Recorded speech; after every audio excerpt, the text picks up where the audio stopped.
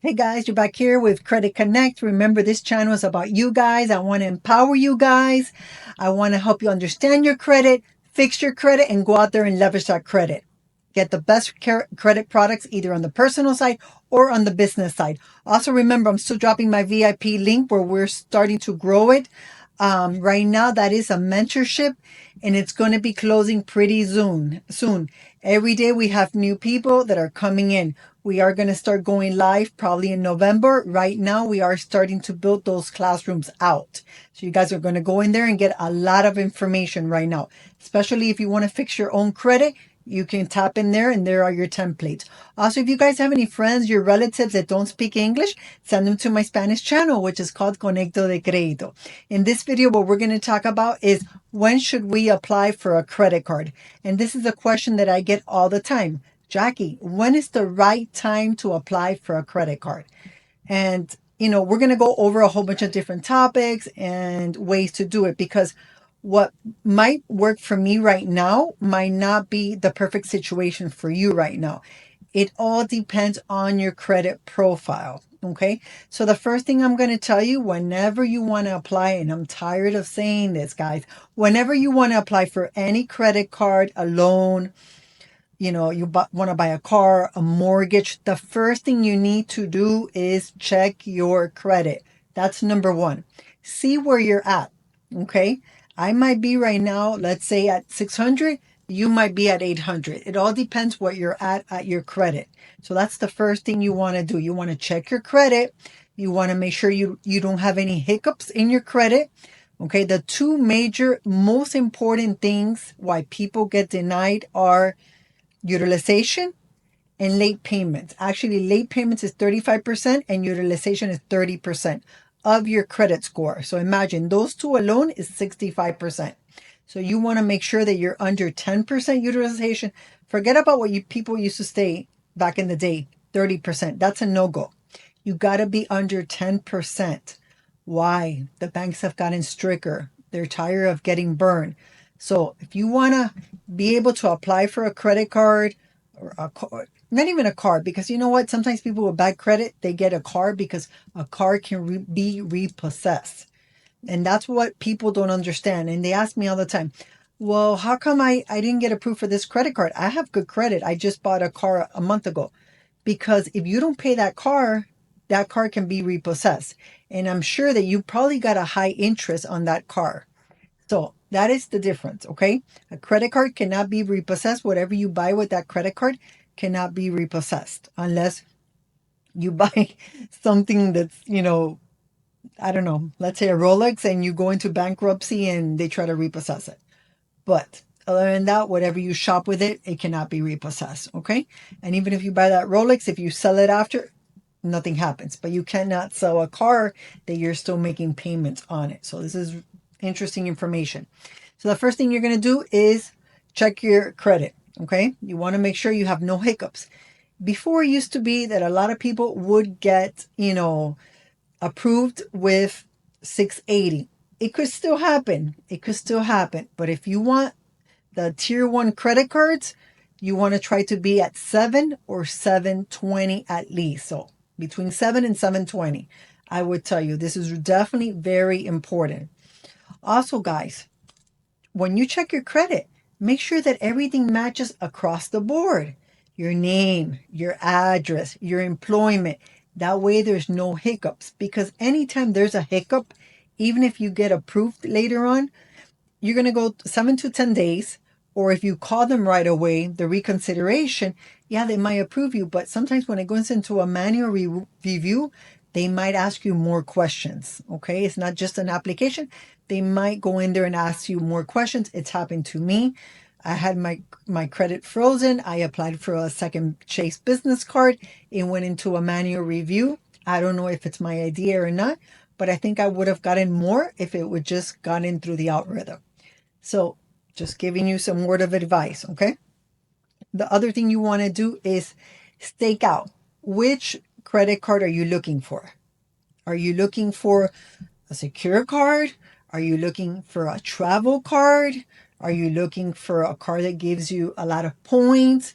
Are you looking for an interest-free card? Are you looking for a balance transfer card? Because a lot of people apply for credit cards and they don't even know what those credit cards are good for.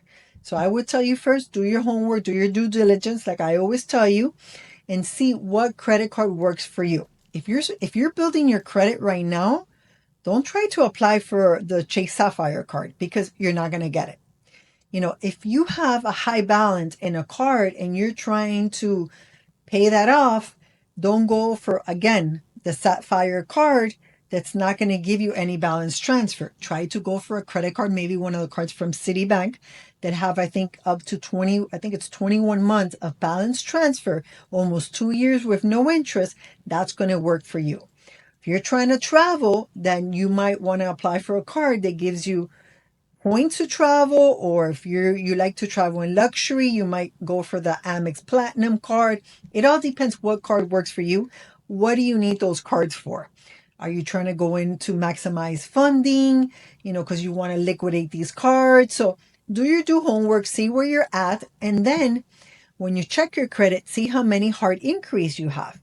And then see which credit card do you want to work with. Let's say that you want to get the Bank of America cards. Well, you know that mostly Bank of America pulls from TransUnion. They could pull sometimes from Experian, but they usually pull for TransUnion. So, if you have right now maybe 6 hard inquiries in TransUnion, then I would tell you it's probably not a good time to apply for the Bank of America card. So you want to hold off on that. And if you're trying to maximize your cards because you want to go, for the max funding because you want to liquidate these cards, then you know what? Get 6 different banks or credit unions and write which credit card you want to apply for, where do they pull from, and that's how you're going to do it. So that would be the great time for you to apply. Also, if your credit is brand new, a year old of credit, don't try to apply for 4 credit cards because you're possibly not going to get approved. And what happens is you're going to end up with one denial after another. If you're new to the game, then maybe apply your first year 1 or 2 cards, let it season, maybe the next year go for 3. And then once you're in that range of maybe 3 to 5 years, then you can probably apply every 6 months. Okay. After 5 years, you can maybe even cut it down to every 3 months. Also, you gotta, be smart when you're applying. You gotta, like I said, understand what card you need, where they're gonna pull from, and how many credit cards can you get with one hard pull. Bank of America is one of the banks that is known that you could possibly get one hard pull and end up with 2 credit cards. Okay, so this is on the personal side and on the business side. And remember, every bank has rules. The Chase has the 524 rule, which you cannot have more than 5 new revolving credit cards, not loans, not your car loan, not your mortgage. It has to be revolving cards, not more than 5 revolving cards on the personal side. Let's say you have 4 and you apply on the business side, you're going to get it, and that card is not going to count towards the 524 because it doesn't report to the personal side. Okay, it's just knowing the game. Also, guys, if you apply for American Express, remember, most of the time when you apply for American Express, if you went in through the personal side, every card after that, it's probably a soft pull. Okay, so this is awesome. I already have 3 American Express and they've all been, except the first one, a hard pull. With American Express, they're known that they don't want you to have more than 5 cards with them. That does not include the charge cards. Okay, you can, I think, have up to like 14 charge cards or something like that. So it all depends. Once again, do your due diligence, do your homework. So if you apply for American Express and you want to go and apply for another American Express, go for it. Also, American Express has, when you're applying for the first time, it has the pre-qualification tool, which is amazing. It lets you know if you're going to be qualified or not for this credit card. If they tell you yes, you're going to be accepted, and then you click yes, I want this card, that's when the hard inquiry comes. Again, you got to do your homework, guys. Okay. The city cards, you can probably get 1 card every 8 days, 2 cards every 65 days, okay? And then one business card every 95 days. City cards are very good for balance transfers. You have to know the game. You have to know what you're looking for. Very important, because if not, what happens is that I've seen a lot of people that don't understand how credit works. They think credit is a game of checkers, and it's not. It's a game of chess. You got to study the opponent, and you got to see what you're doing before you do it. Because why would you want to have one hard inquiry and not have nothing in your hands in return? Okay? Remember, everything is an exchange in life. So make sure that if your credit is not tip-top, join my free mentorship.